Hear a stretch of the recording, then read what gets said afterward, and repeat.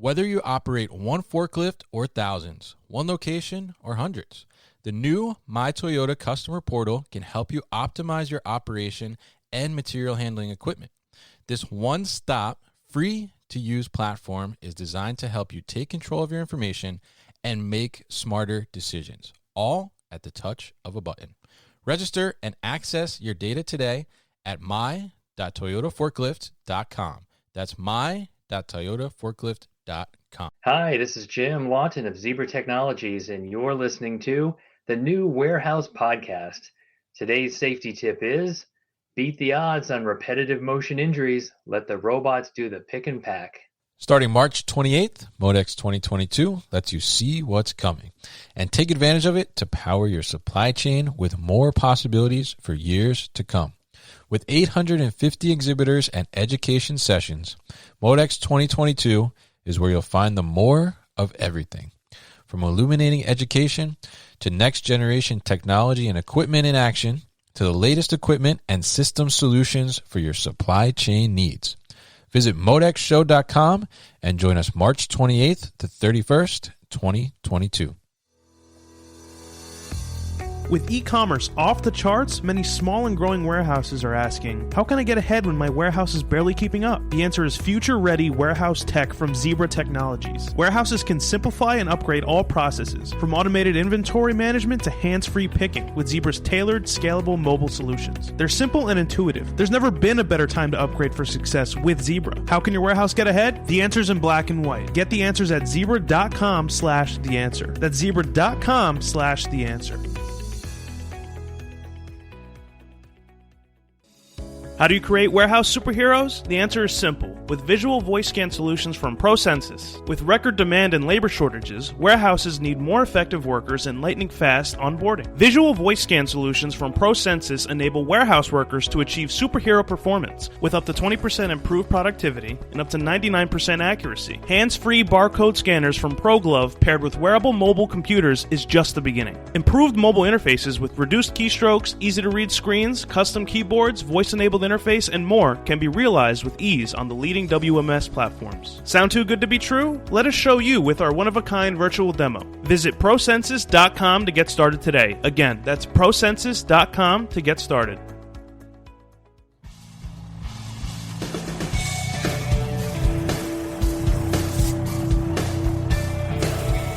The New Warehouse Podcast, hosted by Kevin Lawton, is your source for insights and ideas from the distribution, transportation, and logistics industry. A new episode every Monday morning brings you the latest from industry experts and thought leaders. And now, here's Kevin.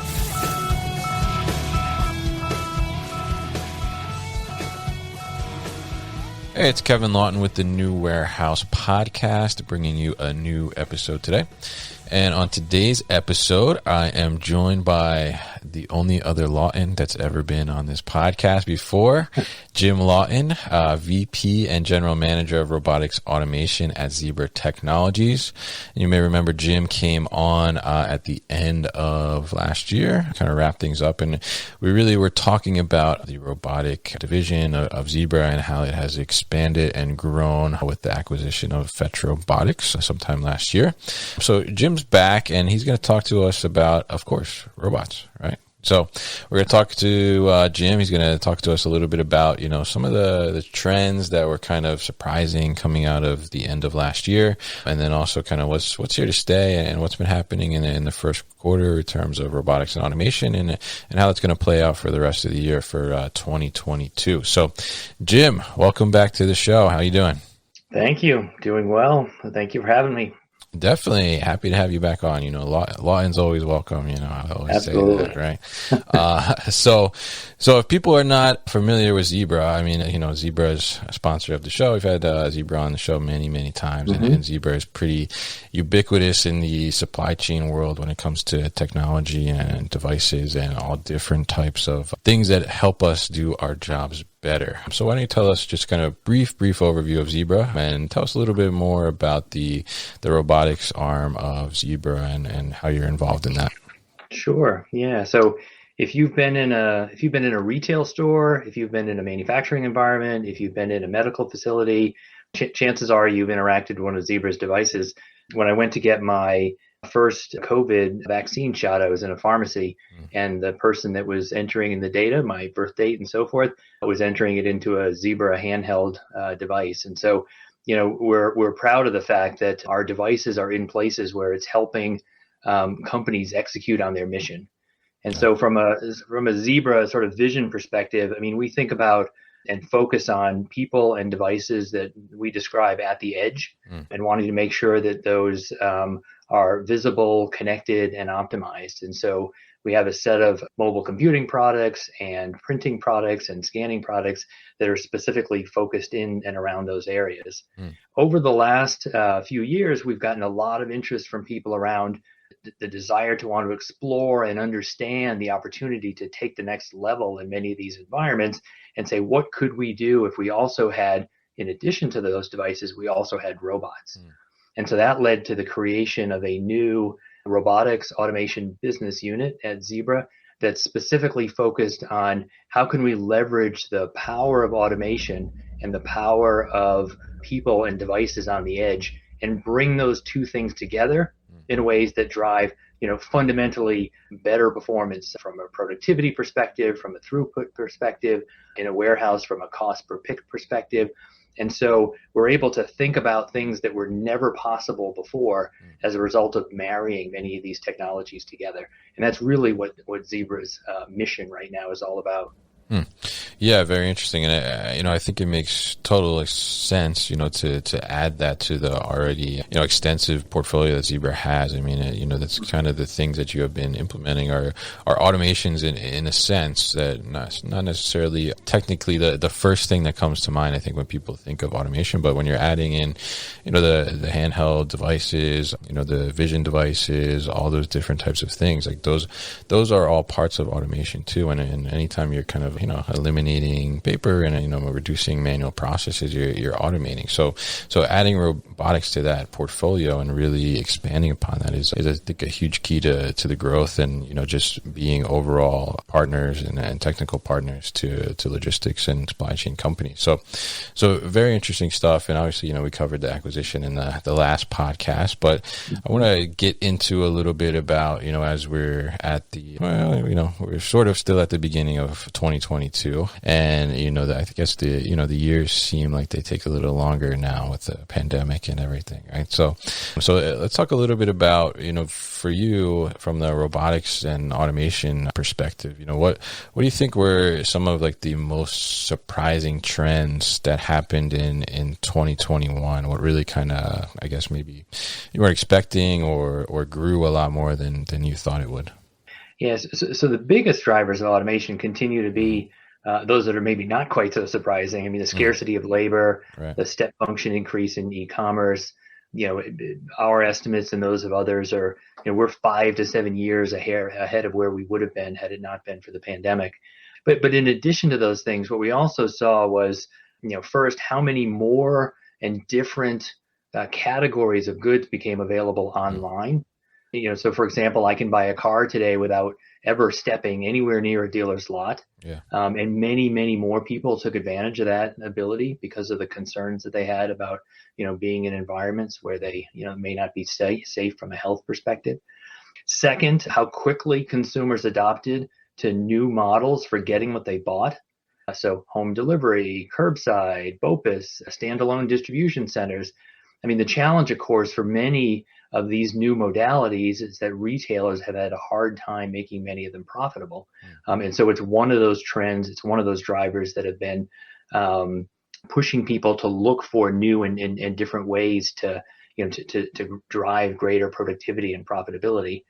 And then third, the speed at which warehouse operations teams work to adapt to this new normal. So from new investments in robotics and automation to new models for managing the flow of goods.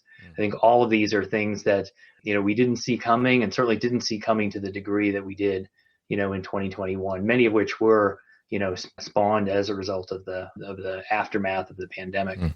Yeah, absolutely. And, I think it's interesting to see, I talked about this, a few times, probably more than a few times on the podcast, but, just the overall kind of growth that the pandemic really triggered within the technology sector, and the technologies that it really kind of fast forwarded and really pushed to becoming not just like a thought in the future concept, like really kind of actually necessary in some cases. So I mean, from that perspective, because I heard a lot of companies saying, their technology roadmap is, fast forwarded by like 5 years due to the pandemic and everything. But and in terms of, I guess, from Zebra's perspective, how did that kind of maybe accelerate some things that you guys were planning in the future, but realized that like, well, the need is now, so we kind of pulled it forward and got it going within the last year. Mm-hmm. Yeah. So if we look at sort of this idea that warehouses, manufacturing environments are going to be taking advantage of robots and automation is not new, right? So this has been something that, we've been gearing up for, and we've seen so much more deployment of collaborative type robots, whether it's robotic arms or robotic AMRs. And so that's been underway. What I would say is, for many companies, these technologies are new, and figuring out what are the right strategies, how do I take advantage of them, takes some time. And as you and I talked last time, I used to run a supply chain, and we tend to be a relatively conservative bunch, right? So we want to be pretty deliberate in what it is we're doing. The pandemic changed all that, and it has pushed people to the point where they realize that, unless they adopt some of these technologies quickly, they're going to be out of business. And so, what we've done inside Zebra, hearing a lot of this, feedback and input from our customers is, how can we accelerate bringing the products and the solutions that our customers are looking for to market more quickly, and allow them to be able to scale them in their environments much more quickly. That was one of the reasons why, we acquired Fetch Robotics, because we looked at the kind of robotics platform that they already had in place, which is the largest variety of AMRs in the industry. And it would take us time, to build that on our own. And our customers didn't have that kind of time. In addition, inside Zebra, we've pivoted many of our engineering resources from other programs onto robotics and automation. Again, with the focus being, how can we accelerate our roadmaps, accelerate bringing to market a lot of these solutions, because the time is now. And companies have come to realize that, if they don't figure out how to take advantage of these, they're going to be at a competitive disadvantage relative to, to other players in the market. And so we're excited to be part of that. We have been, committed to, changing what we're doing and the resources we're investing and put them on those areas where we know, customers are desperately looking for help. Yeah, definitely. And I think, it's interesting you mentioned there about, being conservative, but now having to kind of like really attack the problems and go after things very quickly. And it's great that, Zebra is recognizing that need and also helping to implement things quicker as well. So I'm actually curious about that because, obviously, I think for a long time in our space, implementation has been like a scary word, right? Because it's, there could be issues, downtime, potentially loss of productivity, not able to ship things. So, but obviously like we were just mentioning there, it's something that needs to be done to get these new technologies in place. So I'm curious, in your opinion, why do you think in the past, like implementations of technologies and new systems and things of that nature have always kind of been, I guess, taken what seems like a long time to accomplish? And, how does a company like Zebra take something like that or the mindset like that and try to change that very quickly to be able to accommodate the market need? We'll be back after a quick break. You hear a lot about supply chains these days, because if the past couple years have taught us anything, it's that an efficient, well-managed supply chain is absolutely critical to keeping businesses successful and consumers happy. I'm Will Haywood, and I host a podcast called All Business, No Boundaries, where we talk about supply chains, how they work, what happens when they don't, and the innovations that are redefining what's possible in the world of logistics. Join me for insightful interviews with thought leaders and industry experts. We discuss how optimizing supply chains can break down the barriers that are holding businesses back. That's All Business, No Boundaries by DHL Supply Chain. Listen and subscribe wherever you get your podcasts. Yeah, so there's a handful of things that we think about. One of them is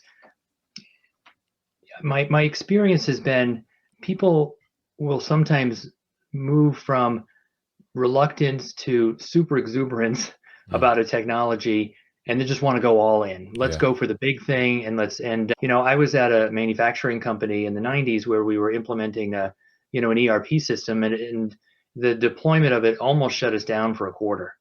So unable to, it was such a complicated, and I know, people at the time sort of swore off this notion of these sort of intergalactic changes and transformations because they're just complicated and they're risky. And so one of the pieces of advice I give to many of the companies that we work with is, crawl, walk, run, start small, pick things that you can do today. If you think about all of the things that can be automated, inside a warehouse, from dunnage removal to line side replenishment to milk runs, many of these things can be done relatively straightforward. They don't require a lot of integration. You can get experience with them and use that experience to help build internal competency that can then be used to be able to do, more widespread, broader scope, more complicated kinds of things. And so, don't shoot for the moon the first time out. Grab a workflow that's meaningful and look at a simple, straightforward sort of application of automation. So that's the first thing. The second I would say is that historically, and you and I have talked about this, robots have been around since the 1960s in manufacturing environments, and they're historically been very complicated to deploy, and they look like a big custom project. And I have this saying I borrowed from a colleague a long time ago. Companies don't want to buy products and services, they want to buy experiences and outcomes. And so a lot of what we're doing inside Zebra is to build turnkey solutions that you can take out, set up, and get running really, really quickly. I think as an industry, we've done a bad job, frankly, of sort of dumping the engineering, if you will, on companies and say, here's all this great technology, you figure out how to get it to work for you. And I think that's fundamentally the wrong approach. And so we're taking a sort of a very different approach of, let's build the solutions that deliver the outcomes that people are looking for, that happen to, to leverage, the automation technology that we have, that we have available today. And then the third, I would say, is we've seen sort of profound changes in the industry over the last several years in ease of use. And so it used to be, you had to be an automation engineer, you had to be a, roboticist or a computer science major in order to be able to take advantage of robots. And today that simply isn't the case. There are user interfaces that allow you to, drag and drop and really minimize, the complexity associated with getting even an integrated solution up and running. There's always going to be a little bit of back-end work that has to get done because everybody has different systems. Many people use homegrown WMS systems, for example. And so there's always that mapping exercise that's going to happen. But so much of the complexity has been taken out of an implementation today. And that wasn't the case 10 years ago. So I think a lot of these things that many of us in the industry have been investing in are now available to companies to be able to make this kind of a transition a lot less scary, a lot less risky, and much more likely to succeed.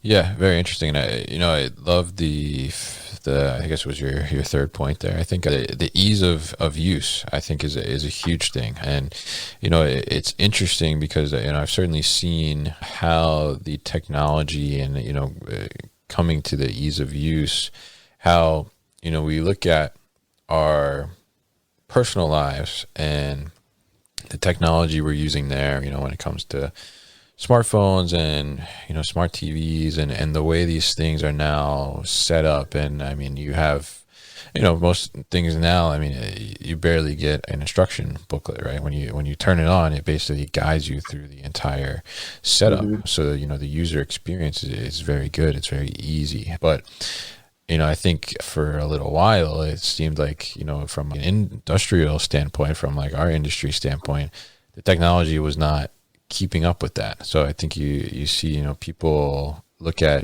things in the technology they're using in their lives, everyday lives, and then they come to work and they're trying to use these other technologies, and it's just not simple. It's like kind of a frustrating thing. So the fact that, you guys, Zebra and others in the industry are recognizing that fact and being able to bring that simplified technology, I guess, platforms and UI into, now our world, I think it translates so much better for people. And, they're very much more able to adapt and embrace these technologies because it has the same ease of use as what they're using in their everyday lives. And I think, for future generations, I mean, it's going to be even a stronger thing to bring in once, we start getting, our current college students and, the high school students now and, the generations to come after them, as they've just been born into this digital technology age. And they're from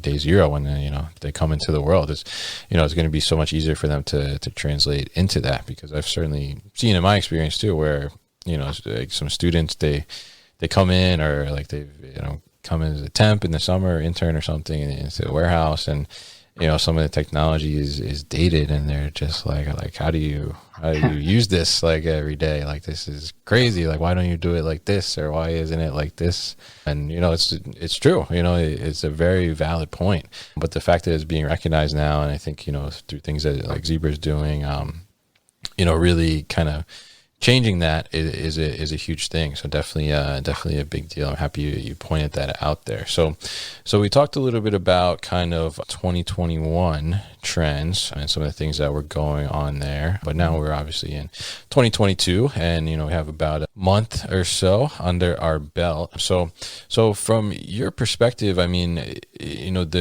some trends I think maybe are still ongoing from 2021 to 2022, but what are you really excited about for this year in terms of robotics and automation? What do you think is really going to be kind of a growing thing? Yeah, I think that, the pandemic has really, sort of fundamentally changed the supply chain, changed the warehouse. Absolutely. in ways that I think, that none of us sort of fully, predicted. And my expectation is those changes are permanent. I mean, we're not going back. Yeah. What I'm most excited about is the sort of the long-term implications of those changes on where the warehouse fits into the customer relationship. Right. I mean, I would venture to say, like, if you go back 5 to 10 years ago and ask people sort of, what's a warehouse? What's its role in the supply chain? What does it mean for a consumer? And you would have sort of grabbed somebody off the street the way, Jay Leno used to do on The Tonight Show, you get a lot of sort of blank stares. You ask that same group of people today, and it's you can't watch the evening news without hearing about the supply chain. I think what it's done is that it's put the warehouse right in the middle of the customer relationship, and it's put the warehouse right in the middle of sort of the necessary elements of success within many of these companies. And so, part of that, shift has the potential to change also sort of the human robot equation, inside the warehouse.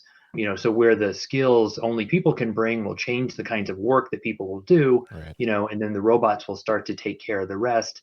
I think it's these kinds of changes that are now, sort of being propelled as a result of what the pandemic has done to the supply chain, and now the way in which people understand and sort of appreciate, the role that the warehouse fits into the bigger picture. And I had written a piece, a few weeks ago, sort of talking about, some of these changes.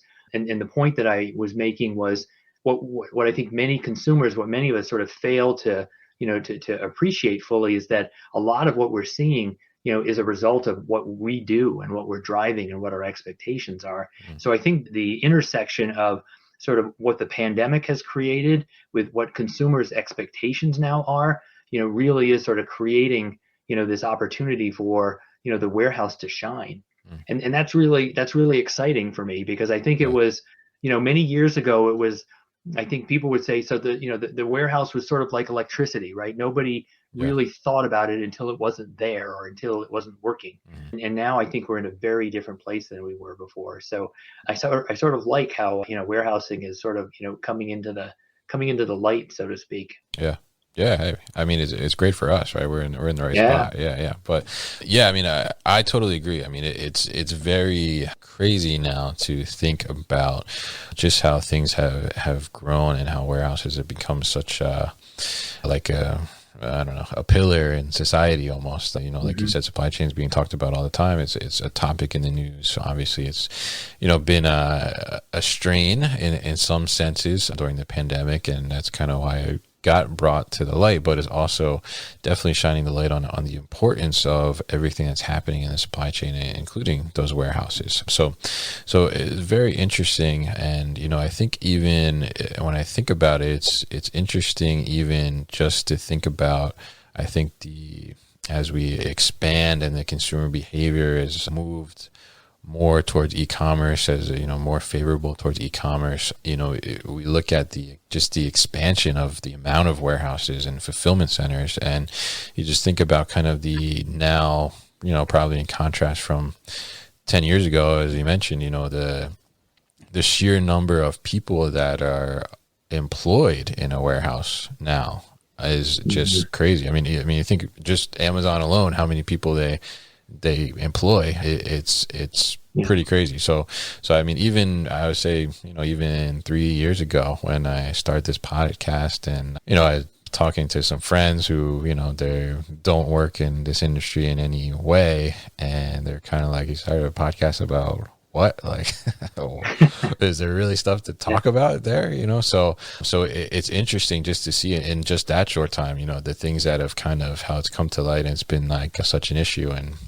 and now my friends, they text me jokingly saying like, what are you doing about these issues? Like, there's no whatever at my store. So yeah, so it's definitely interesting, and it'd be interesting to see how it continues to expand. So I mean, do you think that as we're potentially here coming out of the pandemic, the pandemic accelerated a lot of robotics and automation adoption, as we mentioned. Do you think that we're going to see kind of like a plateau in the adoption, or do you think we're still on like a acceleration course to see adoption continue to grow across the industry?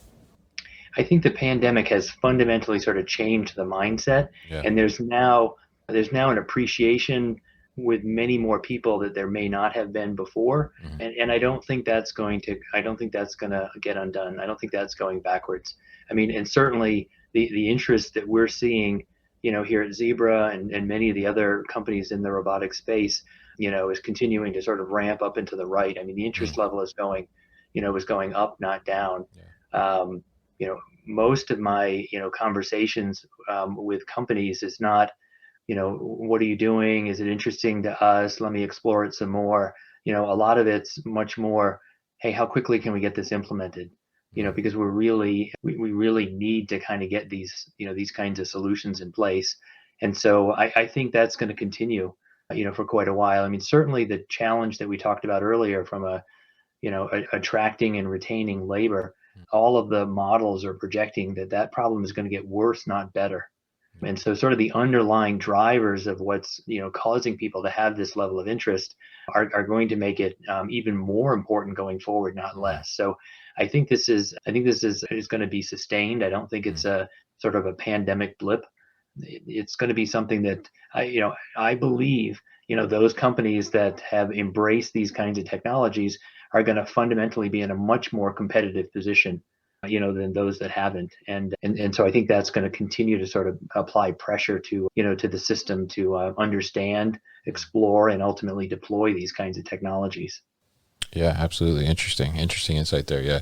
And I think it's definitely, I'm certainly seeing it as well. Some of my peers in the industry and stuff, they're starting to ask like, about robotics and automation and what they, how they're getting into it, or they're getting into it themselves. So I think it's definitely for some of the, maybe, obviously, I think about the robotics and automation. I think for a long time, it was something that was, you mentioned earlier, seemed like such a big undertaking in a sense, right? It was like a big leap. We really need to like dedicate a lot of resources to this and really understand this, and a lot of uncertainty, like what's the right direction to go in this space. But starting to see like some obviously, some of the big players have always been able, we mentioned Amazon, obviously, they have their own robotics company. So, obviously they have the resources and stuff to be able to experiment and play with these things and do some R&D.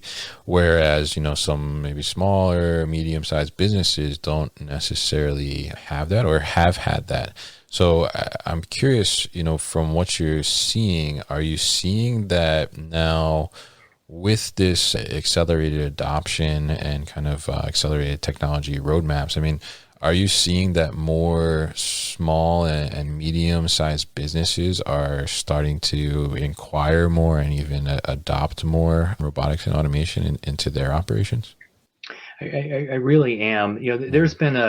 I think there's been a significant initiative on behalf of, many of the companies that are in the industry, to work really hard to make robotics and automation much more accessible to, to many more people. And so, I like to refer to it as the sort of the democratization of, of robotics and automation.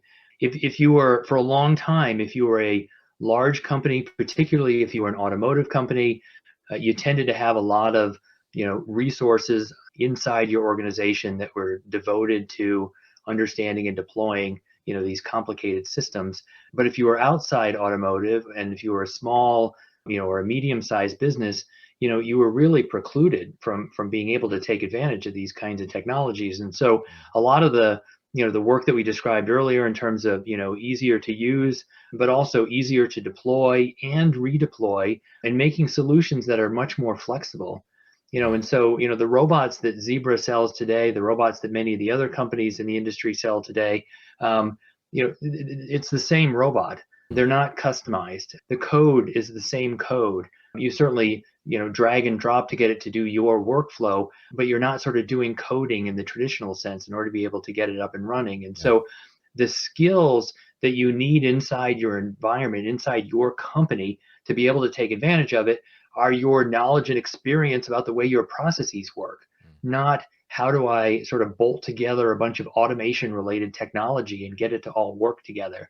And so that shift has really allowed, the small company, the mom and pop shop, the company that needs to be able to maintain its agility and do different things on different days or set up at different times of the year, just to be able to access these kinds of technologies in ways that they, truly couldn't do, not many years ago. And so there are many of the, the smaller companies that are starting to, to reach out. And I think what has also changed is, for a long time, there was sort of this belief of, the robots are for the really big guys, right? I'm not Amazon, right? I'm not Apple. Yeah. So, I can't take advantage of them. And that's what's really sort of shifted. And so people sort of recognize that. And I think we're starting to see the sort of the resulting, implementations of automation in many of these small and medium-sized businesses now.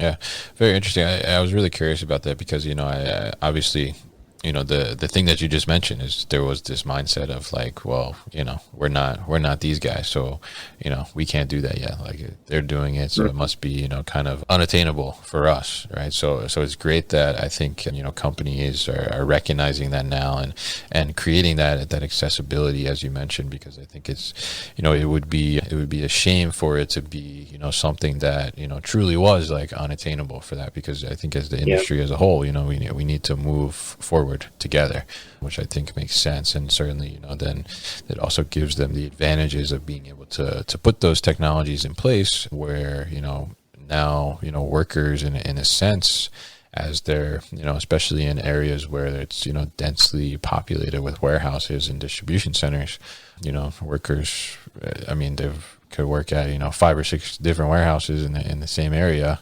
And, they're getting to a point in some cases where they're expecting to have these types of technologies to give them better chance to be more productive and hit the numbers that they want to hit and work with the technology that makes their work life a little easier and a better environment. So very good that's being recognized, I think, and I hope that it continues. And obviously seeing it being adopted more and more widespread is just a great thing, because I think it also, gives obviously more use cases, more data for the technology providers to even improve the technology even more as well. So very, very interesting stuff, and great insights here from you, Jim. I really appreciate you coming on again and talking about this stuff, and we're looking forward to seeing obviously how these things will develop over the next year and the years to come. But from a Zebra perspective, what can we expect to see that may be new from a robotics and automation standpoint this year, if you can share? Sure. Well, one of the things I think we're going to start to see, that's very exciting, that we'll begin to see in 2022 and beyond. I mean, for a long time in automation, robots did their jobs and people did theirs. And for the most part, the robots and the people really weren't, sort of working together. What I'm really excited about is, and I think we're at sort of the beginning of this frontier, is we're seeing real traction on the integration of, the automation of the physical with the automation of the cognitive. And so we've been talking about, smart manufacturing and smart warehousing for a while. But what we're starting to see now is, the way in which those things are coming together, so that, I liken it to, so who wouldn't want somebody sort of, over their shoulder, tapping them every now and again to say, oh, it looks like you're trying to accomplish this. Can I help you do that? Or I see you're working on this, there may be a way that you can do it more efficiently or more effectively. And so I think just sort of the bringing together of, the immense sort of capabilities, perception, creativity, judgment, dexterity that, that humans really have, with sort of the ability to, perform actions in a repetitive and high quality way, with some smart software that sort of brings those things together, allow companies to do solutions that, weren't possible in the past. And so I think these sort of smart warehousing solutions, I know that we're working on them, and, and how we'll have more sort of offerings as the year and years go on, from a Zebra perspective. From my point of view, I mean, the book on this just hasn't been written yet. And so it's going to be really exciting. And I think we're starting to see a lot of that coming online, and we will start to see that coming online in 2022. Okay. All right. We're looking forward to that book being written and finding out what words are put in there. So definitely interested to see what Zebra has in store for the upcoming year and years to come. So thank you, Jim, so much for coming on the show today and sharing all these great insights. Really, really interesting to hear from you and hear these different perspectives. I think it's really, really interesting. And if people want to learn more about Zebra, how can they do that? Best way is right at the Zebra Technologies website. We have a lot of information online that talks about the kinds of solutions that we offer, the technologies that we use, and then most importantly, real life examples of here's what companies have done and are doing with robotics and automation in order to be able to drive, productivity and efficiency inside their warehousing. Okay. And we'll definitely put all that information at thenewwarehouse.com as well. So, Jim, thank you once again for your time on the show today. You've been listening to the New Warehouse Podcast with Kevin Lawton. Subscribe and check us out online at thenewwarehouse.com.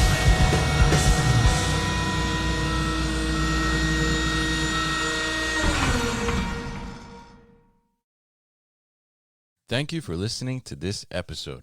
If you want more content from the New Warehouse, check out our new video series called All Hands on LinkedIn. Just search for the New Warehouse on LinkedIn and follow along.